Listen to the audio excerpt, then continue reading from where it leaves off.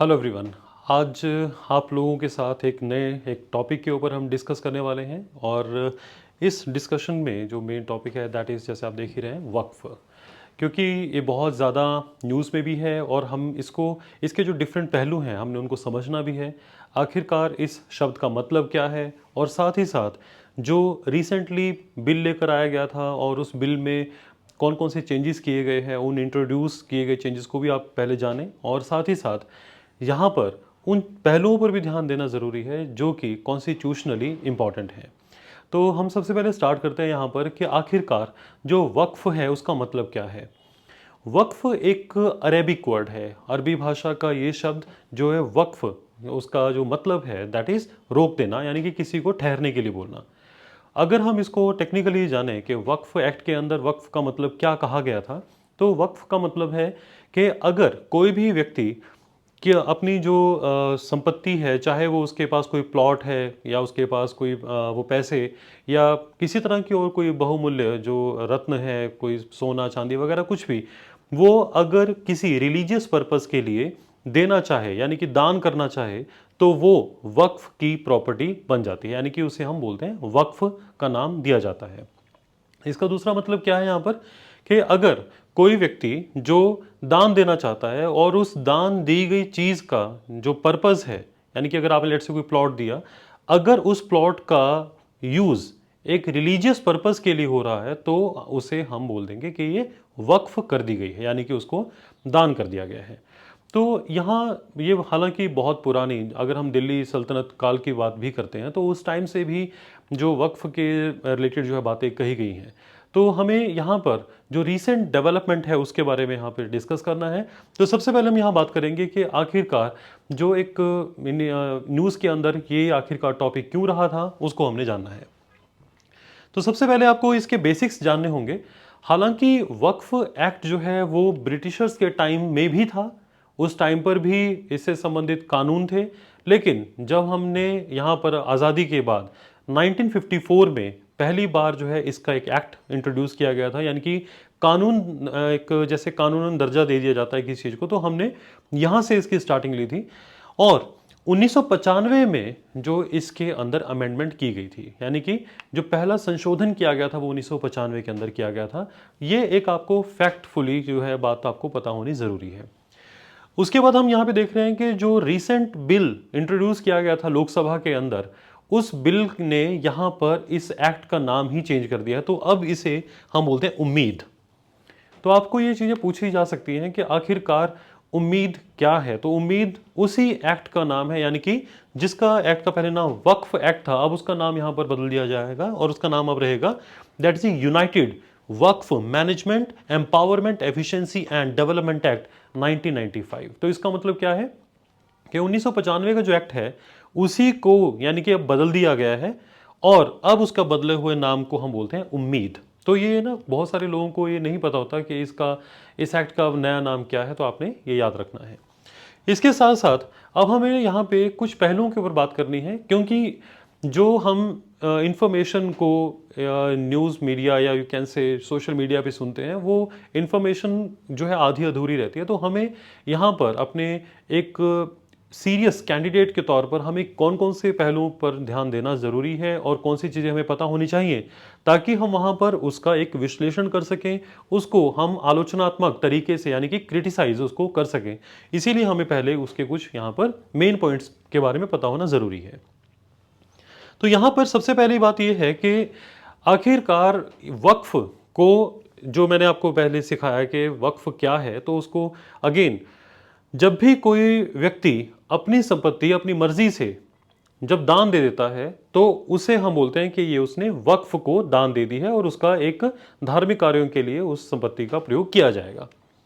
लेकिन बहुत सारी जगहों पर इस तरह के एग्जाम्पल देखने को मिले जहां पर वक्फ ने, यानी कि जो वक्फ बोर्ड हैं किसी भी राज्य के अंदर, जैसे हमारे बहुत डिफरेंट स्टेट्स हैं, वहां पर जो वक्फ बोर्ड होते हैं उन बोर्ड्स ने अलग अलग पड़ी हुई जगहों पर जहां पर किसी का भी अधिकार नहीं था या किसी का अधिकार था भी, तो उन संपत्तियों को अपनी संपत्ति बताकर उसे वक्फ के अंदर इंक्लूड कर लिया। तो जब कभी ऐसा हो जाता है तो किस तरह यहाँ पर एक लीगल इश्यूज आ जाते हैं, उन चीज़ों को भी हम यहाँ पे डिस्कस करने हैं अभी। तो सबसे पहले मैं यहाँ स्टार्ट ले रहा हूँ कि जो बिल इंट्रोड्यूस किया गया था उसके अंदर यहाँ पे क्या बताया गया था। तो यहाँ पर ये बताया गया था कि अगर कोई प्रॉपर्टी ऐसी है जिसे वक्फ बोर्ड ने अपनी प्रॉपर्टी बता दिया और उस पर एक तरीके से कब्जा कर लिया है या उसको अपना बता लिया है, तो अगर वो प्रॉपर्टी गवर्नमेंट की निकलती है तो ऐसे में अब डीसी की रिस्पॉन्सिबिलिटी लगाई गई है कि यानी कि उस एरिया का जहां पर भी प्रॉपर्टी वो पड़ी है उस एरिया का जो डीसी होगा उस डीसी की अब रिस्पॉन्सिबिलिटी है कि आप उस गवर्नमेंट की पड़ी हुई प्रॉपर्टी को वक्फ जो उसके वक्फ बोर्ड ने अपनी बना ली थी उसे वहां से लेकर उसे मतलब एक तरीके से गवर्नमेंट को दोबारा सौंपना है, ये रिस्पॉन्सिबिलिटी रहेगी डीसी की। इसके बाद हम यहाँ पे देख रहे हैं जो सर्वे ऑफ वक्फ है, यानी कि आप किसी स्टेट को मान लीजिए जैसे यूपी है, यूपी के अंदर कौन कौन सी प्रॉपर्टीज हैं जो वक्फ अपनी बता रहा है, यानी कि उनका सर्वे किया जाता है जो वक्फ बोर्ड पहले करता था। अब वो जो है सर्वे कौन करेगा कि कौन कौन सी संपत्ति को दान दिया गया है पुराने टाइम में या अभी रिसेंटली किसने दिया है, तो वो सर्वे उन प्रॉपर्टीज का कौन करेगा, यहाँ पे डीसी करने वाला है। दैट मीन्स ही जो डिस्ट्रिक्ट कलेक्टर है, आईएएस ऑफिसर है, तो वो यहाँ पर इन्हें चेक करेंगे कि कौन सी प्रॉपर्टी है जो वक्फ की प्रॉपर्टी मानी जा सकती है। हालांकि साथ में आपको ये पता होना जरूरी है कि इससे पहले वो काम कौन करता था, तो आपने याद रखना है इससे पहले जो सर्वे कमिश्नर्स होते थे या एडिशनल कमिश्नर्स होते थे वो सर्वे करते थे और बताते थे वक्फ बोर्ड को कि कौन सी प्रॉपर्टी वक्फ के अंदर डाली जा सकती है। तो अब ये काम कौन करेगा, डीसी की रिस्पॉन्सिबिलिटी लगा दी गई है। इसके अलावा अब हमें यहां पर एक चीज ध्यान रखनी है कि आखिरकार ये जो वक्फ कौन करता है। मान लीजिए कोई पर्सन जिसने अभी दान कर दी है अपनी कोई प्लॉट, अपनी लैंड, अपनी कोई खेती की जमीन थी उसने दान कर दी है, तो ऐसे पर्सन को वाकिफा कहा जाता है। वाकिफा का मतलब है जिसने दान दिया हो। तो अब यहां मैंने आपके लिए रखा है कि पहले क्या सिचुएशन थी और बाद में अब सिचुएशन क्या है। पहले कौन कौन लोग थे जो दान दे सकते थे। अब वहां पे देखिए पहले कौन कौन वक्फ कर सकता था यानी कि दान दे सकता था, तो उसके अंदर यहां था कि अगर कोई पर्सन डिक्लेयर कर दे, लेट्स से कोई पर्सन है उसने डिक्लेयर कर दिया कि आज से मेरे जो ये 2 एकड़ की जो जमीन है वो मैं वक्फ करता हूं, तो उसने डिक्लेयर कर दिया। इसी तरह से दूसरा तरीका क्या था, किस प्रॉपर्टी को वक्फ की प्रॉपर्टी कहा जाता था, अगर वक्फ बोर्ड ने किसी जगह पर बहुत लेट्स से 20 साल से 30 साल से वक्फ बोर्ड के अंडर ही है वो प्रॉपर्टी, तो और वहां पे कुछ लोग उसे अपने पर्पस के लिए यूज कर रहे हैं, रिलीजियस पर्पस के लिए यूज कर रहे हैं, तो उस प्रॉपर्टी को लॉन्ग टर्म यूजर मानते हुए कि काफी लंबे समय से इस जगह पर स्कूल बनाया गया है, मदरसा बनाया गया है, तो अब से ये है वक्फ की प्रॉपर्टी रहेगी, तो उसे भी वक्फ माना जा सकता था। और तीसरा तरीका क्या था, अगर मान लीजिए एक परिवार है, परिवार में आगे कोई वहां पे मतलब उनका कोई भी जिसको कह सकते हैं कि नेक्स्ट जनरेशन नहीं है, यानी कि पूरे का पूरे परिवार का आगे कोई बेटा नहीं है, कोई संभालने वाला नहीं है, कोई डेथ हो गई किसी की, कोई मिसहैपनिंग हो गई, एक्सीडेंट में परिवार ही खत्म हो गया, तो उनकी जो प्रॉपर्टी है वो भी जो है ना वक्फ की प्रॉपर्टी मानी जा सकती थी। तो इस तरह से पहले 3 तरीके थे, 3 तरीके से आप किसी भी प्रॉपर्टी को वक्फ की प्रॉपर्टी डिक्लेयर कर सकते थे। लेकिन जब से ये बिल आया है तो बिल के अंदर यहां पर क्या बताया गया है कि आप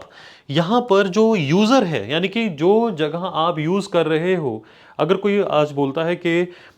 ये जगह जो है हम काफी टाइम से हमारा जो कम्युनिटी है वो यूज कर रही है, तो ये तो वक्फ की प्रॉपर्टी बनेगी, तो अब वो यहां पे क्लॉज नहीं है, यानी कि वक्फ बोर्ड अब उस प्रॉपर्टी को उस एक कह सकते हैं एंडाउमेंट को या उस प्लॉट को अपनी नहीं बना सकता। दूसरी बात, यहां पर एक बात और कही गई है,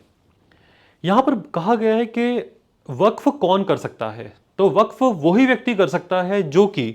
लास्ट 5 साल से यानी कि इस्लाम धर्म को मान रहा हो, यानी कि जो व्यक्ति 5 साल से इस्लाम को मान रहा है वही व्यक्ति ही एलिजिबल है वक्फ करने के लिए। और यहीं पर ही एक मतलब इशू था कि आखिरकार ये 5 साल का जो क्लॉज है ये क्यों रखा गया है और इसकी यूटिलिटी क्या है, तो इसीलिए यहां पर क्वेश्चन ये रेज किया गया था, यानी कि ऑब्जेक्शन यहाँ पे कई लोगों ने, कई पॉलिटिकल पार्टीज ने रेज किया था कि इसके पीछे हमें कोई लॉजिक समझ नहीं आया कि आखिरकार 5 साल का जो क्राइटेरिया है वो क्यों है यहाँ पर। इसके बाद यहाँ पे आप एक देखिए, यहाँ पे मतलब क्या है कि कौन पर्सन अब अपनी प्रॉपर्टी डिक्लेयर कर सकता है जो कि 5 साल से मुस्लिम धर्म को या उसके जो मान्यता है उनको मान रहा है। इसके बाद हम यहाँ पे देख रहे हैं, ये बात आपको जरूर पता होनी चाहिए कि जो वक्फ है, अगर पूरे इंडिया की अगर हम बात करें तो पूरे इंडिया के अंदर एक बॉडी ऐसी है जिसको हम बोलते हैं that is the central Waqf council. Central Waqf council का मतलब क्या है? यानी कि सेंटर के अंदर एक ऐसी निकाय है, एक ऐसी बॉडी है जो कि हर स्टेट के अंदर बने हुए जो वक्फ बोर्ड हैं उनको सलाह देती है कि कैसे हर स्टेट के वक्फ बोर्ड को काम करना चाहिए, वहां की प्रॉपर्टीज को मैनेज करना चाहिए, ट्रांसपेरेंसी रखनी चाहिए। तो गाइज यहां पर क्या था कि पहले वक्फ बोर्ड, ये जो काउंसिल है जो कि सेंटर में होती है, इसके अंदर कौन कौन थे पहले उसको देखिए एक बार। यहां का जो बाय डिफॉल्ट चेयरपर्सन होगा, चेयरपर्सन का मतलब है कौन यहां की अध्यक्षता करेगा, वो यहां पे कौन थे? That is the union minister in charge of the Waqf. यानी कि हमारे केंद्र सरकार के एक ऐसे जो मंत्री होते हैं जो कि वक्फ के इंचार्ज होते हैं, उनको हम बोलते हैं मिनिस्टर इंचार्ज ऑफ द वक्फ। वो इस काउंसिल के अध्यक्ष होते हैं, यानी कि वो चेयर करते हैं इसको। इसके अंदर यहां पे और कौन कौन से मेंबर होंगे? यहां पर एमपीज भी मेंबर होते हैं, मेंबर ऑफ पार्लियामेंट, यानी कि एमपीज जो हमारे राज्यसभा के हों या लोकसभा के हों। इसी तरह से जिन लोगों को, यानी कि जो काफी मान्यता प्राप्त लोग होते हैं, जिनकी मतलब समाज के अंदर बहुत ज्यादा एक प्रतिष्ठा है, उनको हम बोलते हैं पर्सन ऑफ नेशनल एमिनेंस, जो कि नेशनल लेवल पे जाने जाते हैं, वो भी इसके मेंबर्स हो सकते हैं। और साथ ही साथ रिटायर्ड जो सुप्रीम कोर्ट या हाई कोर्ट के जजेस भी यहाँ पे मेंबर होते थे। और यहाँ पे जो एमिनेंट स्कॉलर्स हैं इन दी मुस्लिम लॉ, इसमें हम ये भी देख रहे हैं यहाँ पे जो मतलब मुस्लिम लॉ को मानने वाले वो लोग भी यहाँ पर हम देखते हैं जो मुस्लिम लॉ को अच्छे से जानते हैं, यानी कि उन स्कॉलर्स की बात करें जो उनको जानते हैं। तो इसके अंदर यहाँ क्या बताया गया था? जो पहले एक्ट था, ये 1995 का एक्ट है। अगर हम इसकी बात करते हैं तो 1995 के इस एक्ट में ये बताया गया था कि ऑल द काउंसिल मेंबर, यानी कि जितने भी ये लोग हैं, इनको छोड़कर ऑल द काउंसिल मेंबर, सिर्फ मिनिस्टर को छोड़कर बाकी सभी मुस्लिम होने चाहिए और इसके अंदर 2 महिलाएं भी होनी चाहिए एटलीस्ट। यानी कि जो 1995 का एक्ट था वो ये कहता है कि बाकी जितने भी मेंबर्स हैं वो सभी यहाँ पे मुस्लिम समुदाय के हों, और साथ ही साथ यहाँ पे कम से कम इनमें से 2 महिलाएं होनी बहुत जरूरी है। जबकि जो बिल है, उसने बिल ने देखिए यहाँ पे क्या कहा है। बिल ने कहा है दैट अब यहाँ पर जो एमपीज हैं या पुराने यानी जो रिटायर हो चुके सुप्रीम कोर्ट के, हाई कोर्ट के जजेस हैं या एमिनेंट पर्सन हैं, उनको मतलब जरूरी नहीं है कि वो मुस्लिम समुदाय के ही हों। तो जो व्यक्ति मुस्लिम समुदाय के नहीं भी हैं वो भी अब यहां पर सेंट्रल वक्फ काउंसिल के मेंबर बन सकते हैं। इसी तरह से यहां पर एक बात और भी कहा है कि जो 2 members must be non Muslim, यानी कि सरकार चाहे तो यहां पर मुस्लिम भी हो सकते हैं, सरकार चाहे तो यहां नॉन मुस्लिम भी हो सकते हैं, लेकिन इतना जरूर है कि अब यहां पर 2 व्यक्ति ऐसे जरूर होंगे जो कि नॉन मुस्लिम होंगे। तो यहां अब मतलब कम से कम क्राइटेरिया तो ये है कि 2 व्यक्ति नॉन मुस्लिम रहेंगे, और ज्यादा से ज्यादा यहां पे क्या हो सकता है कि सभी के सभी मेंबर या कुछ मेंबर्स इतने बढ़ा दिए जाएं ताकि यहां पर जो मुस्लिम कम्युनिटी है उनकी रिप्रेजेंटेशन को यहां पर कम किया जा सके। तो ये चांस भी क्रिएट हो सकता है, क्योंकि यही एक ऑब्जेक्शन है जो कि जो पॉलिटिकल पार्टीज हैं उन्होंने रेज किया है। साथ ही साथ अब देख रहे हैं हम, जैसे इसका काम था सेंटर के अंदर रहते हुए पूरे स्टेट के जो वक्फ बोर्ड्स हैं उनको सलाह देना कि कैसे प्रॉपर्टीज को मैनेज किया जाए। और अब हम यहां बात कर रहे हैं जो हर स्टेट के अंदर होता है वक्फ बोर्ड। यानी कि वक्फ बोर्ड क्या है? जो एक ऐसा बोर्ड है, एक ऐसी बॉडी है जो स्टेट के अंदर ध्यान रखती है कि कौन कौन सी प्रॉपर्टीज वक्फ की हैं या नहीं है, उनके रजिस्ट्रेशन करना, उनकी फीस लेना, उनको मैनेज करना, और या बाकी जो डिस्प्यूटेड जगह है उन पर दावा करना। ये सारे काम जो है स्टेट वक्फ बोर्ड के हैं। तो बोर्ड के अंदर अब यहां पे क्या चेंजेस किए गए हैं? 1995 के एक्ट के अंदर क्या बताया गया है, पहले हम उसको देख लेते हैं। यहां पे उस एक्ट में बताया गया था कि यहां पर जो 2 मेंबर हैं, मतलब यहां इसमें फोकस करना है हमने एमपीज, एमएलएज, एमएलसीज और बार काउंसिल, यानी कि जो एडवोकेट्स वगैरह होते हैं। एमएलसी होता है member of legislative council, MLAs आपको पता है जैसा मेंबर ऑफ लेजिस्लेटिव असेंबली, और एमपीज। यानी कि इन सेक्शंस में से 2 लोगों को चुनकर हम यहां पर बनाते थे, that is he Waqf board. यानी कि यहां से एटलीस्ट 2 मेंबर, हम 2 एमपीज ले लिए, 2 एमएलए ले लिए, 2 एमएलसीज आ गए, इसी तरह से 2 यहां पर हमारे पास बार काउंसिल से एडवोकेट्स आ गए एटलीस्ट। तो इनको मिलाकर हमने बनाते थे, दैट्स अ वक्फ बोर्ड। तो यहां पर एक चीज याद रखनी है, ये सभी मुस्लिम्स होते थे, यानी कि मुस्लिम कम्युनिटी के होना इनके लिए मैंडेटरी था। और act provides that the at least 2 members must be women. Again यहां पर भी कहा गया कि इनमें से जो 2 होने चाहिए, एटलीस्ट वुमन होनी चाहिए, ये यहां पर कहा गया था। लेकिन अब पोजीशन क्या है यहां पर? अब पोजीशन ये है कि बिल ने, यानी कि जो बिल लॉ यानी कि यहां पे इंट्रोड्यूस किया गया था, उस बिल में कहा गया था कि एटलीस्ट जो यानी कि जो स्टेट गवर्नमेंट है, अब ये उसकी मर्जी होगी, स्टेट गवर्नमेंट की मर्जी होगी कि इस बोर्ड के अंदर किन मेंबर्स को वो इंट्रोड्यूस करना चाहती है। तो अब यहां पर कहा गया है, यानी कि अब इन एरिया से एक एक मेंबर को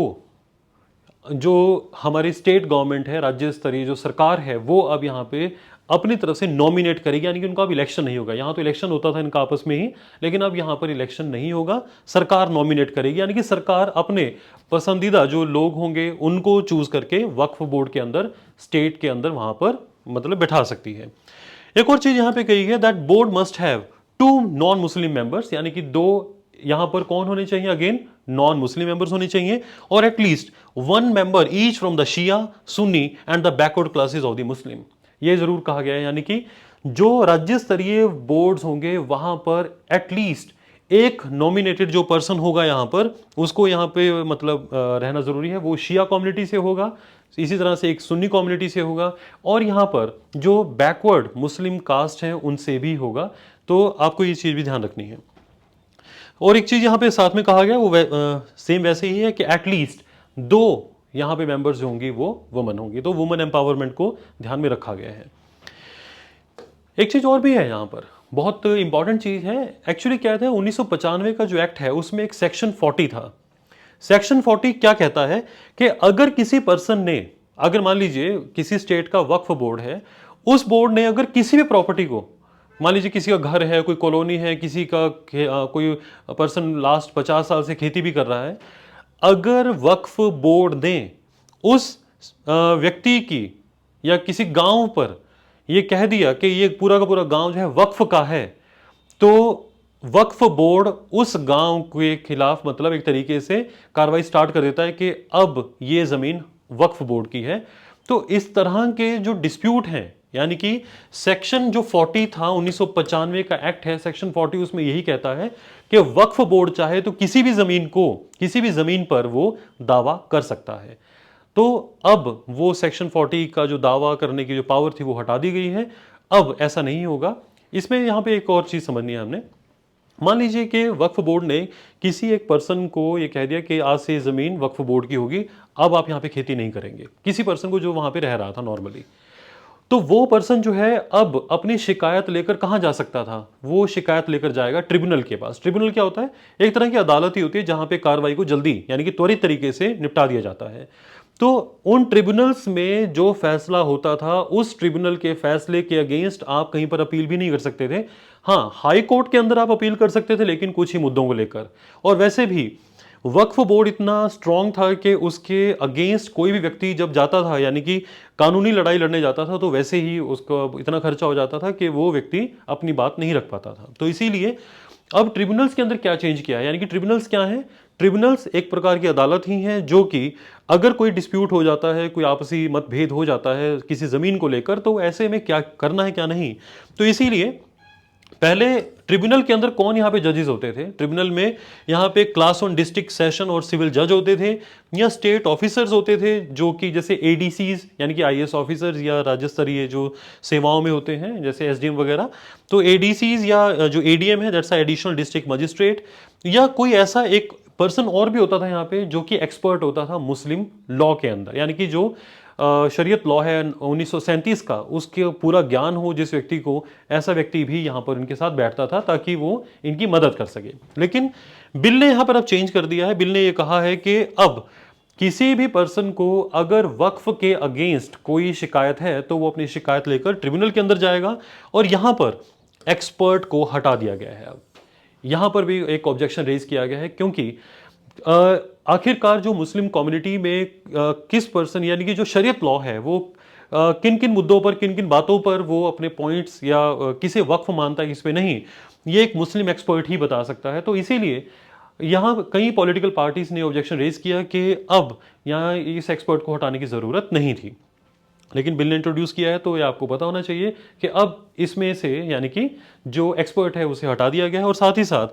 जो डिस्ट्रिक्ट कोर्ट के जजेस हैं वही इसके चेयरमैन होंगे ट्रिब्यूनल के, और यहाँ पर जो जॉइंट सेक्रेटरी लेवल के जो स्टेट गवर्नमेंट में है वही अब ट्रिब्यूनल के अंदर उन डिस्प्यूट्स का, उन मतभेदों का यहाँ पे निवारण करेंगे। तो ऐसा यहाँ पर बताया गया है। साथ ही साथ यहाँ पर एक चीज और भी आपने ध्यान रखनी है, यहां पर एक बताया गया है कि जो पुराना एक्ट है उसमें यह कहा गया था कि जो ट्रिब्यूनल ने डिसीजन दे दिया, यानी कि जो इन्होंने डिसीजन दे दिया वो फाइनल है और आप उसके अगेंस्ट कहीं पर भी नहीं जा सकते, यानी कि हाई कोर्ट में अपील भी नहीं कर सकते। एक तरीके से आपसे अपील का अधिकार जो है वो, मतलब आपको अपील का अधिकार नहीं था, परंतु बाद में यहां पर यानी कि कुछ केसेस में हालांकि अपील की जा सकती थी, लेकिन हर टाइम यानी कि हर केस में नहीं।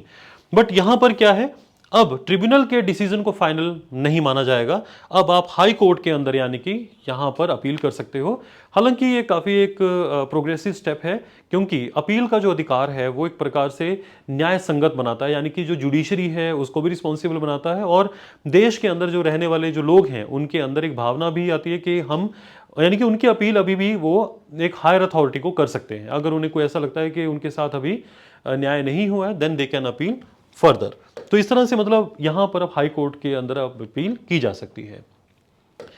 इसी तरह से बस यहां पर हम इसको देखते हैं दैट जो बिल है यहां पर सेंट्रल गवर्नमेंट, एक और यहां बात बताई गई है।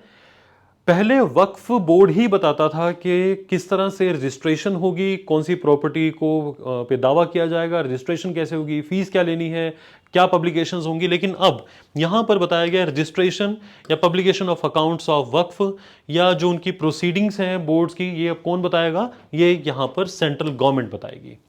यानी कि सेंट्रल गवर्नमेंट बताएगी कि कैसे कैसे आपने किस तरह से प्रोसीजर फॉलो करते हुए जो प्रॉपर्टीज हैं उनको आपने उनका रिकॉर्ड रखना है, ऑडिट वगैरह करना है। और साथ ही साथ अब वक्फ बोर्ड का ऑडिट जो है वो भी करवाया जाएगा, और अब या इस बिल के थ्रू ये पावर दे दी गई है सेंट्रल गवर्नमेंट को कि जो कैग है, कंट्रोलर एंड ऑडिटर जनरल, यानी कि एक ऐसी पोस्ट जो कि सरकारी खर्चे का हिसाब किताब रखती है, वो कैग का जो ऑफिस है अब इसका एक तरीके से मतलब ऑडिट करवाया जा सकता है। तो आपने ये भी चीज ध्यान रखनी है इसमें। और यहां पे एक लास्ट में हम इसमें देख रहे हैं दैट बोहरा और जो आगा खानी है, ये भी एक जैसे होते हैं कि हिंदू या सिख कम्युनिटी, इनके अंदर भी कई तरह के आगे ब्रांचेस हैं, कई सेक्ट हैं। इसी तरह से जो मुस्लिम या कम्युनिटी है उसके अंदर भी कई सेक्ट्स हैं। उन सेक्ट्स के अंदर हम यहाँ पे क्या देखते हैं, जो बोहरा है या आगा खानी है, ये भी एक अलग सेक्ट है। ये मतलब इनको काफी कम रिप्रेजेंटेशन मिलती है, तो इसीलिए इनके लिए अलग से वक्फ बोर्ड बनाए जाएंगे। तो इंडिया के अंदर यहां पर एक और बात इसमें याद रखनी है आपने, शिया कम्युनिटी के जो मुस्लिम लोग हैं, अगर वो अलग से वक्फ करना चाहते हैं, मान लीजिए एक राज्य के अंदर लेट्स से यूपी है, यूपी में 100 करोड़ के आसपास का लेट्स से रेवेन्यू है वक्फ की प्रॉपर्टी से, अगर वहां पर 16 करोड़ यानी कि 15 करोड़ से ज्यादा, यानी कि 15% से ज्यादा का हिस्सा अगर शिया कम्युनिटी का है, तो यहां पर शिया का अलग से वक्फ बोर्ड बनेगा। तो ये बात आपने ध्यान रखनी है कि शिया वक्फ बनाया जा सकता है अगर 15% से ज्यादा की इनकम जो स्टेट को आ रही है वो इनकी तरफ से आ रही है, शिया की तरफ से आ रही है। तो आपने याद रखना है। तो हालांकि बिल ने यह बता दिया है कि जो अभी तक पिछड़ी जातियां थी मुस्लिम समुदाय में, जैसे कि बोहरा और आगा खानी, जिनको काफी कम रिप्रेजेंटेशन है, उन लोगों के लिए अलग से अब एक वक्फ बोर्ड बनाया जा सकता है। तो यहां अब याद रखें, इसमें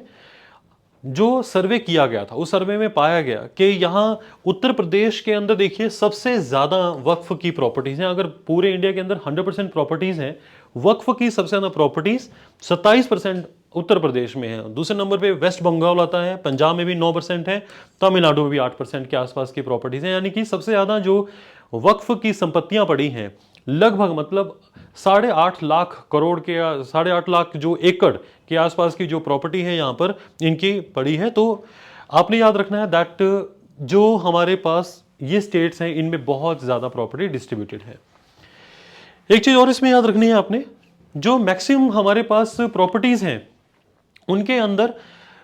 इमूवेबल वक्फ की प्रॉपर्टीज हैं, जैसे कि 7% के आसपास की जो प्रॉपर्टीज हैं हमने देखी है वो एंक्रोच्ड हैं, और 2% के आसपास की ऐसी प्रॉपर्टीज हैं जिनके ऊपर अभी केसेस चल रहे हैं, और 50% के आसपास की हैं जो कि अभी अननोन है, उनका स्टेटस हम जानते नहीं है। हालांकि इन प्रॉपर्टीज़ का कहाँ कहाँ प्रयोग किया गया तो ये भी थोड़ा अगर आइडिया रखेंगे, हालांकि परसेंटेज याद रखने की ज़रूरत नहीं है, पर यहाँ हमें कुछ ऑब्जेक्शंस के ऊपर मैं आपको इसमें समराइज कर देता हूँ। जो पॉलिटिकल पार्टीज़ हैं या रिलीजियस जो एंडाउमेंट्स हैं, उनके यहाँ पे क्या कहना है कि जिस तरह से सिख कम्युनिटी के अंदर जो जितना भी मैनेजमेंट है, वो मैनेजमेंट के अंदर सभी के सभी जो लोग हैं वो उनका सिख होना मैंडेटरी है। तो अगर यहाँ पर मुस्लिम समुदाय के प्रॉपर्टीज़ को मैनेज करने की बारी आ रही है तो यहाँ पर इन लोगों का ये अपना पर्सनल अफेयर है, तो इसके अंदर इनकी मर्जी होनी चाहिए कि कौन लोग उनके प्रॉपर्टी को मैनेज करने के लिए वो अलाउ करते हैं या नहीं, ये इनका अपना मत होना चाहिए। तो इस बिल के ऊपर कई तरह के और ऑब्जेक्शंस यहाँ पे रेज किए गए हैं, जैसे कि ये आर्टिकल 14 का ये उल्लंघन करता है ऐसा पॉलिटिकल पार्टी। आर्टिकल 14 है जो कि बताता है राइट टू इक्वालिटी, तो यहाँ पर इनके साथ इक्वल ट्रीटमेंट नहीं किया जा रहा है, ऐसा कुछ पॉलिटिकल पार्टीज का यहाँ पर कहना है। साथ ही साथ जो प्रॉपर्टीज हैं या अगर हम इसमें बात करते हैं वक्फ के अंदर दी गई प्रॉपर्टीज में जो टाइम टू टाइम उसके अंदर जो चेंजेस किए जा रहे हैं, जैसे 2013 में भी एक चेंज किया गया था कि अगर कोई व्यक्ति नॉन मुस्लिम है वो व्यक्ति भी वक्फ बोर्ड के अंदर अपना दान दे सकता है और उसको मतलब एक तरीके से उसको वक्फ किया जा सकता है। तो कई जगहों पर ये एक ऑब्जेक्शन भी रेज किया गया है कि जिस तरह से आर्टिकल 26 है, आर्टिकल 26 बताता है हमारा कि कोई भी जो धार्मिक समुदाय है वो अपने अफेयर्स को, अपने रिलीजियस जो पॉइंट्स हैं उनका वो आपस में मिलकर अपना वो ध्यान रख सकते हैं। ये उनकी मर्जी है वो कैसे उसको एडमिनिस्टर करते हैं अपने रिलीजियस अफेयर्स को। तो यहाँ पर जो मुस्लिम कम्युनिटी है उन्हें इस तरह की जो लिबर्टी है या आर्टिकल जो 26 है वो इनके केस के अंदर उसका एक तरीके से उल्लंघना की जा रही है। तो ये कुछ पॉइंट्स हैं जो पॉइंट्स अभी आपको पता होने चाहिए। तो जैसे मैंने आपको बताया दैट एक नॉर्मल डिस्कशंस या डिबेट्स के अंदर जो उठने वाली बातें हैं वो आपको तभी अच्छे से समझ आ पाएंगी अगर आप इस बिल के अंदर दी गई माइन्यूट डिटेल्स को अच्छे से जानेंगे, समझेंगे और पहचानेंगे इसमें, और तभी आप फर्दर इसके ऊपर जो कॉन्स्टिट्यूशन क्या कहता है या इसकी आप एक पॉजिटिवली इसका जो क्रिटिसिज्म है आप तभी कर पाएंगे जब आपको इन पॉइंट्स के ऊपर एक महीन तरीके से यू कैन से एक माइन्यूट जो डिटेल्स हैं अगर आप उनको ध्यान से पढ़ेंगे। तो आई होप आपको इस बिल के और जो एक्ट बन चुका है इसके बारे में आपको नॉलेज मिल गई होगी, और जो फर्दर डेवलपमेंट है तो उसके लिए आपको लगातार जो न्यूज़पेपर है उसको रीड करते रहना चाहिए। Thank you so much.